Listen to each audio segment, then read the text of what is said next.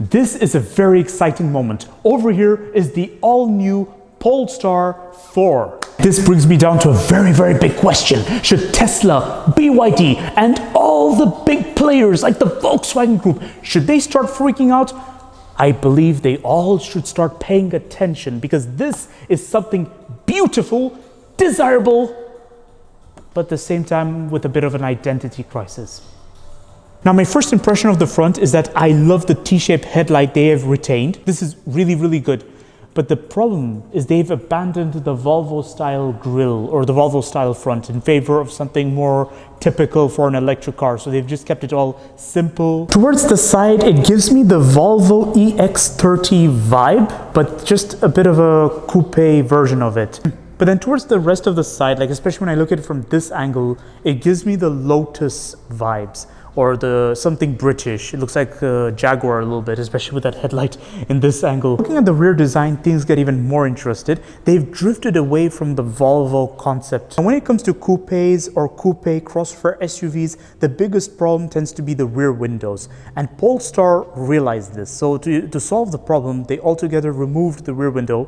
And for the driver to look at the rear view, they get a camera. And speaking of cameras, you get a 360-degree parking camera with parking sensors at the front and at the rear. Oh yes, multiple cameras just about everywhere. One here, and another one here. No, there's no compromise on practicality. It's right here. You get additional storage space right in the front, just like you would have on a Polestar 3 and a Volvo EX90. How amazing is that? And the electric motor produces 544 horsepower. Now that's a little bit funny. Sporty calipers, but no sporty brakes or anything. All four doors are pop-out door handles with keyless entry, and well, they're actually solid. And then when you open and close the door, there's something different because these are frameless windows. So therefore the door will make some noise, or it will look like it shakes a lot more than a conventional door like we have on the Polestar 2. It still has the Volvo sound for some reason. Oh, it is time to check out the interior of the Polestar 4. This is where things get a bit interesting because we see that the Volvo identity has been completely diluted. The only thing that reminds me of Volvo would be something about the door, and that's it. And then some of the parts it shares, like this swivel wheel right here, which is not entirely for the infotainment system. It's more like it's for your volume or for the media controls. And this is a bit of a pity, I think. First, I'd like to talk about my impression of the interior. So they've gone around the route of simplicity, but I wouldn't say they went down the route as Tesla, because Tesla, what they did was they have a huge screen to control everything. Here, it's a similar principle, but then at the same time, you get actual stokes right here for your indicator and your transmission. Look at this. This is cute. The exact same transmission as what I've seen in the Volvo. That's great. Excellent. Electric seating adjustments with seating memory. Wow, wonderful. Let's check out the steering wheel. All right, so steering adjustment. No, you've got to be joking. Oh, come on, no. Okay, so apparently steering adjustment is in the screen. It's in the infotainment system. And this is a concept I'm not entirely a fan of. It's, yeah. But otherwise you get heated steering wheel, which is good. And I like this little detail onto the steering wheel, which is like a point to keep the steering wheel straight, so you know when you're driving straight. Cool. The feel of the steering wheel, leather wrapped, and it's very different to what I've seen of conventional Volvo cars. Now, just like Volvo cars, the instrument cluster has decreased in size, and honestly, this is a concept I'm not a fan of because I prefer to have a bigger instrument cluster, something with more details. And then glancing up here, I do not see any glasses holder, but I see multiple details like lighting. And you get this panoramic roof, which you just cannot shut, but at least it is tinted, so debatable. You get this 2-cup holder right here. Let's check them out. This is good. This cup holder is decent because it's deeper, so therefore the bottle doesn't get in the way of my view of the infotainment system. Because when I reviewed the Polestar 2, there was this big piece of the interior that really got in the way, I think. And yeah. But then same for this Polestar 4. There's something about this 2 trim that's just unnecessarily too wide, that I feel like it takes up more space than what it could have been used for. It could have been used for extra storage space or something. And then you get a wireless telephone recharge, and that's it. And then central console storage, which is, oh wow, okay, the central console storage is very narrow, but you get a charging port in there, 2 charging ports. But then, to be fair, there is additional storage space right underneath. This is where the magic lies. But then this is a concept I have to get used to, because I prefer having the storage space at my reach, not buried underneath. And when it comes to the presentation of the door, it is just all straight lines. But it is presentable. The buttons have this metallic effect to them. And I like this handle right here to open the door. It's really nice. Now, the door bin is also something interesting. It's just straight, but it's not very deep. It's a bit on the shallow side, I'd say. It's narrow.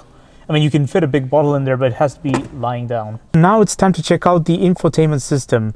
So first thing first, I would just like to let you all know that this is just a demo vehicle. So not surprisingly, there'll be some functions that do not work, but they will work perfectly on the original vehicle. Technical details for the Polestar 4. So you can open the boot door, and you can even open the glove box from this. Let's check this out.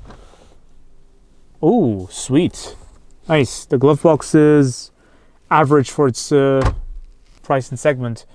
Okay. I can even open the boot door from here, just like you can on a Tesla, I'm sure. I mean, I know on a Tesla you can open the passenger side door, and also on an Xpeng, which is another Chinese car manufacturer. Driving mode, driving assist, charge, audio, exterior. Wow. It's great. I like the details. Ooh, steering wheel adjustment. Alrighty, okay, I see. So basically now I have to press this. Oh, okay, it's a similar concept to a Tesla. Now, if I'm being honest, I'm not a fan of this concept. I prefer to have a latch or something. My favorite feature is the mapping, the navigation, but because this is a demo vehicle, I can't seem to access it. However, it's written, welcome to Google Maps. So already this is a giveaway that it's using an Android system. And I saw this same feature on the Volvo EX90 and the Polestar 3. They are using an Android system. On the positive hand, it gets the job done. It's near perfect. It's really good. I use Google Map all the time, and it's really, really useful. But then when it comes to cars, it's always nicer when the brand employs their own infotainment system, when they have one developed indigenously. Now it's time to check out the back seats of the Polestar 4. The part that really intrigues me is how spacious it is. I get plentiful feet room, plentiful knee room, and headroom is good. Although, I'm just going to repeat, it depends on the seating adjustment of the front seat passenger and the driver, because I'm under the impression that whoever sat on the front seat decided they were entitled. They need to take up some more space. But if they're more generous enough, they would move the seat a bit front and give me more space. But if that's the limit they have, then there's a bit of a question.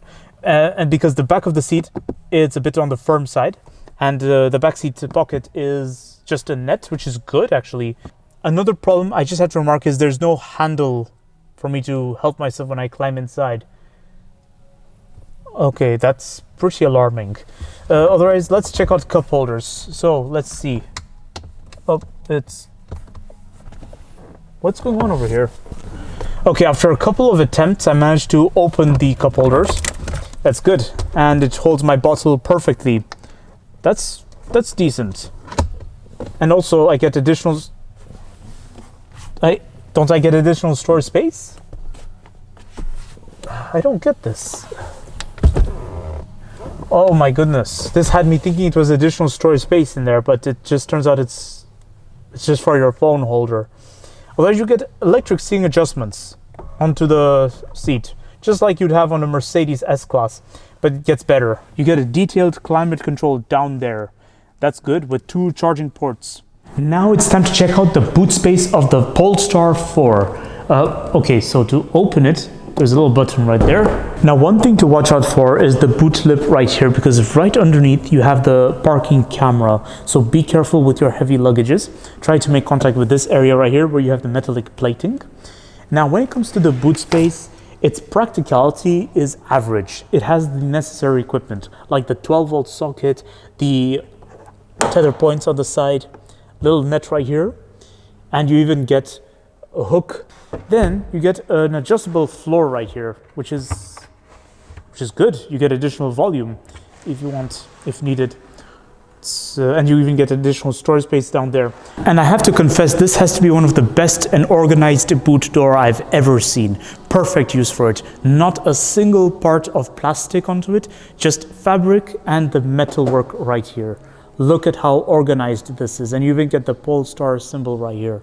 So here's my conclusion of the Polestar 4. For a price of 87,000 euros, this Polestar 4 is an interesting alternative to all the choices that are available in the automotive industry. Some competitors offer more space at this price tag. Some competitors offer more family friendliness at this price tag. And then obviously some competitors offer more status. This Polestar 4 is a bit of a hybrid between everything. Don't forget to like, comment, and subscribe, and stay tuned for more videos that are on the run. I will see you all next time.